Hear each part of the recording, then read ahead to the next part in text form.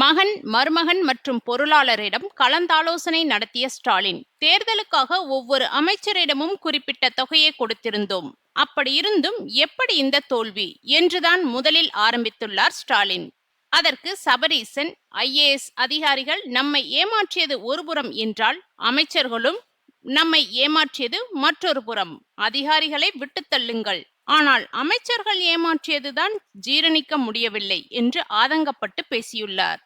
அப்போது பேசிய உதயநிதி, எனக்கும் இப்படிப்பட்ட தகவல்கள்தான் கிடைத்துள்ளது அப்பா. அமைச்சர்கள் பலரும் அவரவர் தொகுதியில் அவர் ஜெயிக்க வேண்டும் என்பதில்தான் அக்கறை காட்டியிருக்கிறார்கள். அவர்களுக்கு கொடுக்கப்பட்ட தொகுதியில் கட்சியினரை ஜெயிக்க வைக்க முயற்சி செய்யவில்லை. அவர் ஜெயித்தால் நமக்கு போட்டியாக வந்துவிடுவாரோ, இவர் ஜெயித்தால் போட்டியாக வந்துவிடுவாரோ என்று திட்டமிட்டு அரசியல் செய்துள்ளனர். எந்தெந்த பணிகளுக்கு எவ்வளவு செலவு செய்ய வேண்டும் என பகிர்ந்தளித்து பிளான் போட்டு கொடுத்தோமோ அதன்படி அவர்கள் செலவு செய்யவில்லை. எல்லாவற்றையும் அமுக்கிக் கொண்டார்கள் என்று கோபத்துடன் சொல்லியிருக்கிறார் உதயநிதி. அப்போது பொருளாளர் TR பாலுவிடம் யார் யாருக்கு எவ்வளவு கொடுக்கப்பட்டது என்று கேட்க அவர் விபரமாக சொல்லியிருக்கிறார். இதனை கேட்டு அதிர்ச்சி அடைந்திருக்கிறார் ஸ்டாலின். காரணம், ஒவ்வொரு தொகையும் மிக கனமான தொகை. இதனை அடுத்து கொடுக்கப்பட்ட தொகையை சுருட்டி கொண்டவர்கள் என யார் யார் மீதெல்லாம் சந்தேகம் இருந்ததோ அவர்களை தொடர்பு கொண்டு வறுத்தெடுத்துள்ளார் ஸ்டாலின். சென்னையில் சேகர்பாபு, மா சுப்பிரமணியன் தொடங்கி தாமோ அன்பரசன், ஏவே வேலு, மூர்த்தி, KN நேரு, கோவி செலியன், அனிதா ராதாகிருஷ்ணன், திட்டக்குடி கணேசன் என 22 அமைச்சர்களுக்கு செம டோஸ் கொடுத்துள்ளார் ஸ்டாலின்.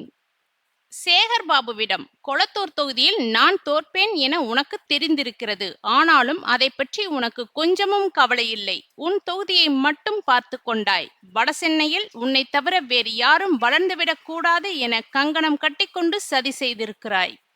இத்தனைக்கும் நீ என்ன கோட் பண்ணினாயோ அதை முழுமையாகத்தானே கொடுத்திருந்தோம். அப்படியிருந்தும் துரோகம் செய்திருக்கிறாய் என்று ஏகத்திற்கும் கொந்தளித்துள்ளார் ஸ்டாலின். அதேபோல் அமைச்சர் ஏவே வேலுவுக்கும் இதே ரீதியில் டோஸ் கொடுத்திருக்கிறார் ஸ்டாலின். உனது கண்ட்ரோலில் 65 தொகுதிகள் இருந்தது. அதில் 6 தொகுதிகளை ஜெயிக்க வைத்திருக்கிறாய். இது சரிதானா? இந்த லட்சணத்தில் கட்சியின் பொதுச் செயலாளர் பதவி கேட்டு என்னிடம் நச்சரிக்கிறாய் என்று கடிந்து கொண்டுள்ளார். இப்படி ஒவ்வொருவருக்கும் ஒவ்வொரு விஷயத்தை சுட்டிக்காட்டி கோபத்துடன் பேசியுள்ளார் ஸ்டாலின். மேலும், கொடுக்கப்பட்ட தொகைக்கு உண்மையான கணக்குகளை காட்டுங்கள்.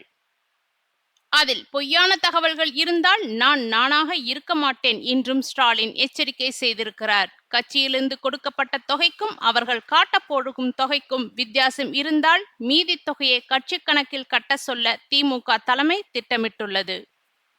தேர்தல் தொடர்பான கணக்கு வழக்குகளை ஆராய்ந்த பிறகு கட்சி ரீதியாக செய்ய வேண்டிய மாறுதல்களை குறித்தும் கூர்க் சந்திப்பில் விவாதிக்கப்பட்டுள்ளன என்று உளவு வட்டாரங்களில் இருந்து தகவல்கள் கிடைக்கின்றன.